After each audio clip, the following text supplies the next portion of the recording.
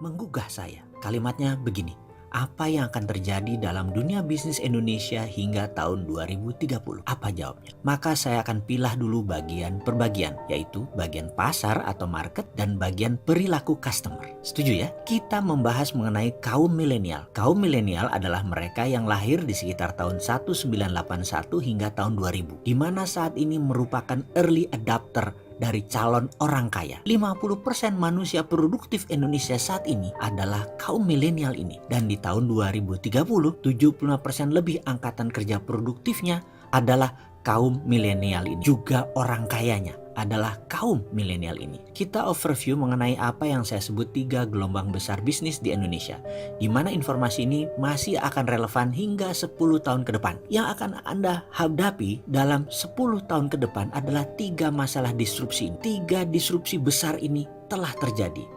Dan saya bilang bahwa kalau Anda bukan entrepreneur, maka Anda melihat disruption itu sebagai sebuah ancaman.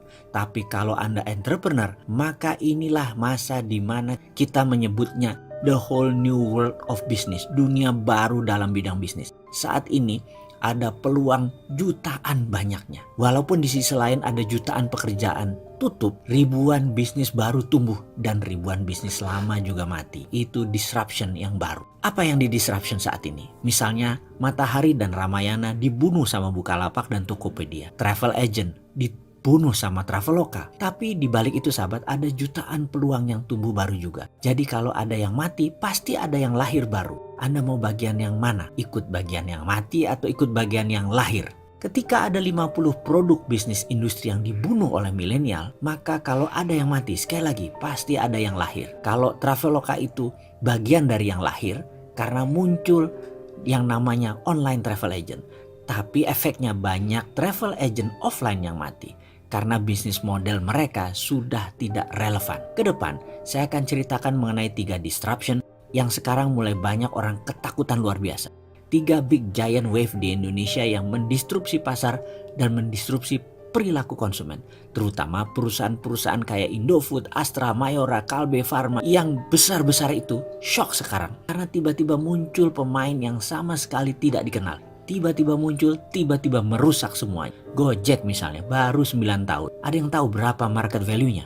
Lebih dari 10 billion dolar. Kalau dirupiahkan berapa? 150 triliun. Itu uang semua, nggak ada kertasnya. Garuda, Anda tahu berapa market valuation-nya? Nggak nyampe 40 triliun. Yang satu 9 tahun, yang satu 40 tahun, bayangkan.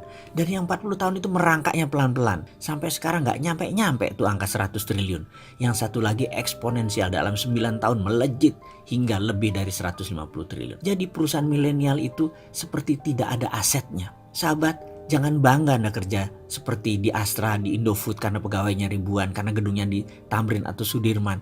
Sekarang anak-anak milenial nggak bangga kerja di perusahaan begituan karena mereka bangganya kerja di perusahaan yang digital. Misalnya Gojek itu menjadi inceran banyak orang. Padahal Gojek asetnya apa? Gojek nggak punya aset. Motor nggak punya, mobil nggak punya, Gojek nggak bayar BPJS, nggak bayar gaji supir ojek. Intinya aset Gojek kecil. Karena itu bisnis mereka bisa besar karena asetnya kecil. Ini aneh dengan bisnis yang zaman dulu. Asetnya besar-besar gitu ya, dan hutangnya besar. Ini tidak. Sekali lagi, di sisi lain, Netflix itu pegawainya cuma 6.000 orang. Valuationnya lebih dari 160 triliun. Kantor aja nggak punya. Jadi omsetnya luar biasa walaupun asetnya kecil. Karena itulah kunci bisnis digital, asetnya kecil. Lalu diskusi apa yang kita akan seriuskan? Kita akan diskusikan pertama tentang millennial disruption. Kenapa millennial disruption? Karena cirinya sama, yaitu membunuh yang telah eksis lama. Contoh, musik rock. Sekarang saya tanya, ada nggak grup musik rock yang digawangi oleh kaum milenial? Ada nggak? Dulu ada Guns N' Roses, ada Scorpion, ada Dream Theater. Kenapa? Karena musik rock tidak disukai oleh milenial. Milenial sukanya musik apa? Musik hip hop. Ada 50 produk bisnis industri yang dibunuh milenial. Dan itu bukan kata-kata saya, tapi itu kata-kata riset. Semua ada risetnya. Jadi riset yang mengatakan musik rock dibunuh oleh milenial. Sahabat, sejak 2017 untuk pertama kalinya album musik rock dilampaui oleh album musik hip hop. Jadi ada satu yang nyungsep pelan-pelan, ada satu yang naik. Pertanyaan pengingat, Anda mau yang nyungsep atau ikut naik? Misalnya lain lagi, Grup lawak itu dibunuh sama milenial. Sri Mulat sudah nggak ada. Dulu ada Jayakarta Group, hilang semua, dibunuh sama milenial. Karena milenial nggak suka dengan grup lawak. Sukanya apa? Sukanya stand up comedy. Dan saya itu kalau nonton Sri Mulat tuh ngakaknya luar biasa. Tapi kalau milenial nonton Sri Mulat, itu lucunya di mana Sri Mulat itu? Nggak ngerti dia itu sebaiknya.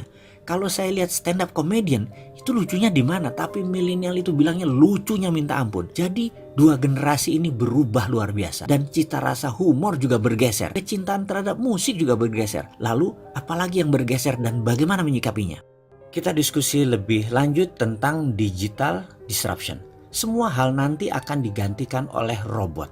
Apa yang bisa mekanik dan elektrik pasti diganti robot. Jadi manusia semuanya nanti bisa digantikan oleh AI, Artificial Intelligence. Disrupsi digital ini akan banyak menelan bisnis bergaya tradisional. Bayangkan gerakan digital disrupsi ini seperti gerakan vortex, yaitu gerakan baling-baling pesawat. Baling-baling itu kalau muter makin kencang dan makin banyak dayanya, makin melumat putarannya ke dalam. Ini gambaran industri. Mana yang makin ke tengah, mana yang makin mendekat dengan titik lumatan, makin hancur-hancuran bisnis itu. Pertama yaitu Google dan Facebook. Mereka adalah industri yang paling cepat mendisrupsi sekaligus paling cepat terdisrupsi. Dalam 10 tahun ke depan akan terjadi perubahan dalam dunia sosial media dan dunia search engine, di mana mungkin saja tetap Google yang memimpin, namun sudah bergeser jauh kefungsiannya dari saat ini. Kedua, media akan terdisrupsi yaitu media mainstream.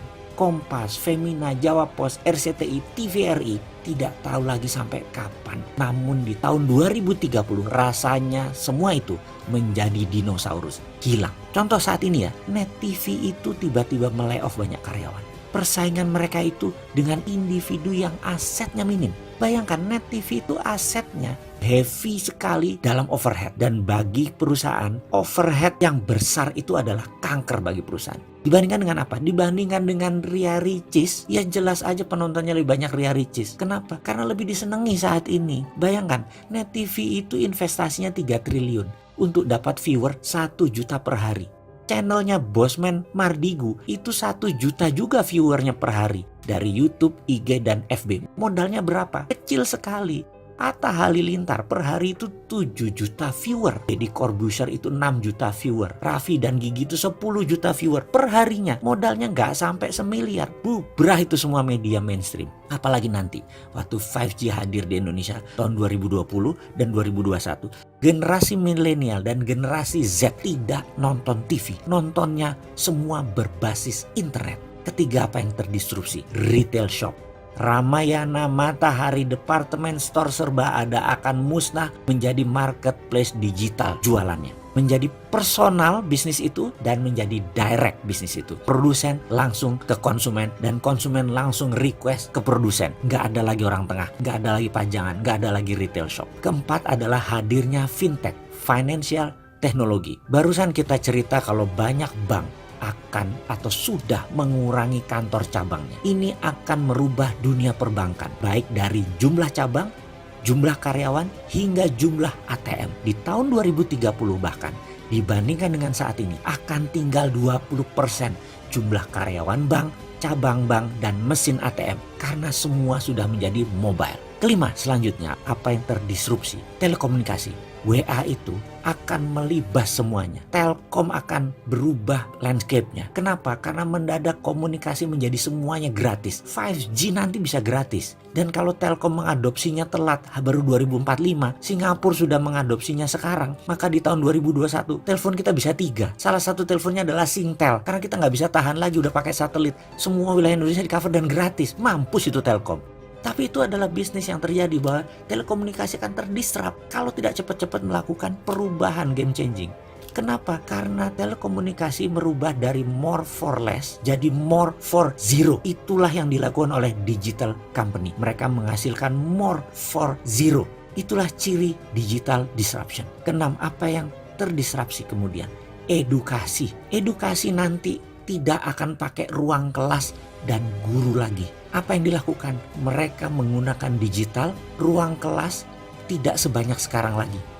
kampus dan sekolahan itu tinggal separuh kebutuhan ruang kelasnya karena semua digital. Guru dan dosen tinggal separuh dibandingkan saat ini. Karena itu akan terjadi disrupsi gila-gilaan di bidang edukasi. Dan ini akan membuat shock. Kuncinya sekali lagi, dalam digital disruption, cirinya adalah kita menghasilkan layanan yang more for less. Jadi produknya 10 kali lebih bagus dari yang existing. Tapi 10 kali lebih murah dari produk yang existing juga. Kalau itu sampai terjadi, maka industri akan digoncang oleh layanan more for less dan more for zero.